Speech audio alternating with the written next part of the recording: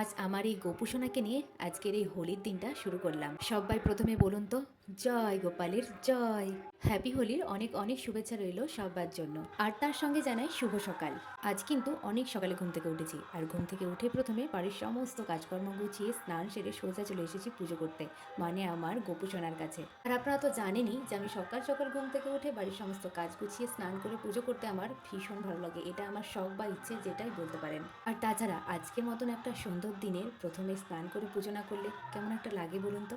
গোপুসোনাকে প্রথমে রং না লাগিয়ে আমরা কি নিজেরা রং খেলতে পারি?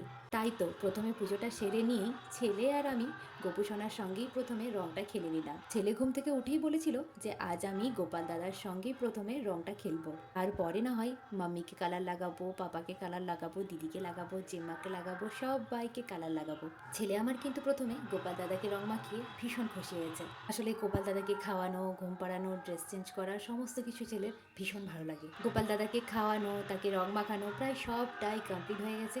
এবারে চলুন ছেলেকে একটু আমি রং মাখিয়ে দিলাম, আর ঠিক আমি যেভাবে ওকে রং মাখিয়েছি ও ঠিক সেভাবেই আমাকে একটু রং মাখিয়ে দিল। জানেন তো ছেলেকে আমি এটা শিখিয়েছি যে প্রথমে গুরুজনদের পায়ে আবির দিয়ে তাদের প্রণাম করে তারপরে রং খেলতে। কতটা কি ছেলে সবার সঙ্গে করতে পেরেছে আমি সেটা জানি না, তবে যেভাবেই বলেছি ও সেভাবেই করার চেষ্টা করেছে। ছেলেকে কিন্তু আমি আরও একটা জিনিস শিখিয়েছি।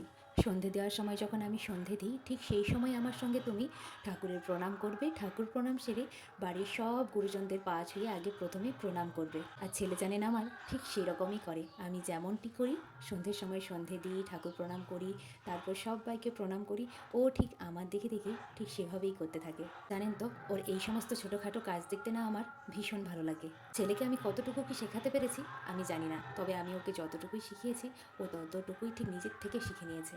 চলুন আমিও হোলি খেলার জন্য পুরো রেডি হয়ে গেলাম। আজ কিন্তু আমার রান্নার ছুটি। দাঁড়ান, তার আগে একটু আমি আমার বরমশাইয়ের পায়ে আবির ছুঁয়ে প্রথম রংটা আমার বরমশাইয়ের সঙ্গে খেলে নিই, আর পরে না হয় সবার সঙ্গে রং খেলবো। আজ রান্নার ছুটি বলতে আজ দিদিভাইদের ফ্যামিলি আর আমাদের ফ্যামিলি একসঙ্গে দুপুরে খাওয়া দাওয়া করবো, আর সেই জন্যই বরমশাই আজকে অনেকটাই চিকেন নিয়ে এসেছে। আর এতটা চিকেন রান্না করা আমার পক্ষে সম্ভব না, আমি তো এটা ঠিকভাবে নাড়তেও পারবো না। আর সেই জন্যই বরমশাই বলেছে যে আমাকে তুমি সমস্ত কিছু জোগাড় করে দাও, মশলাপাতি সব কিছু কাটাকুটি করে জোগাড় করে দাও, আমি ঠিক তোমাদের রান্না করে দেবো। আর আজ তোমাদের ছুটি, যাও তোমরা মনের আনন্দে আজকে রংটাই খেলো। জানেন তো আগের বছর রং খেলার সময় খোপাতে পলাশ ফুল লাগিয়েছিলাম, আর সেটা বরমশাই নিয়ে এসেছিল। বছর দেখুন পেলাম না, গিয়েছিল কিন্তু পেলাম না, আর সেই জন্য দিদিভাই কাছ থেকে গোলাপ ফুল তুলে এনে আমার খোপাতে লাগিয়ে দিয়েছে। কেমন দেখতে হয়েছে একবার বলবেন তো।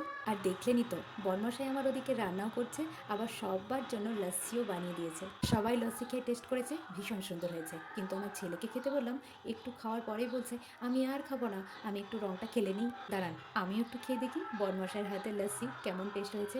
জানেন ভীষণ সুন্দর হয়েছে খেতে। আর জানেন এই রং খেলতে খেলতে মাঝে যদি এমন ধরনের ঠান্ডা কিছু পাওয়া যায় তাহলে তো মন প্রাণ একেবারে জুড়িয়ে যায়। আমি এই যত বছর জামশেদপুরে এসেছি ঠিক তত বছরই রং খেলার দিনে সবাইকে নিয়ে একসঙ্গে রং খেলে ভীষণ এনজয় করেছি, আর সবাই কিন্তু ভীষণ খুশিও হয়ে যায়। তবে মাঝে 1-2 বছরের জন্য আমি জামশেদপুরে ছিলাম না, আমার বেটু হওয়াতে আমি শ্বশুর বাড়িতেই ছিলাম। এই 2 বছর আমি না নিজে এনজয় করতে পেরেছি, না এখানকার মানুষজন সবাই এনজয় করতে পেরেছে। তবে এই বছর সবাইকে নিয়ে রং খেলে আমিও ভীষণ এনজয় করেছি, আমার ছেলেও ভীষণ এনজয় করেছে।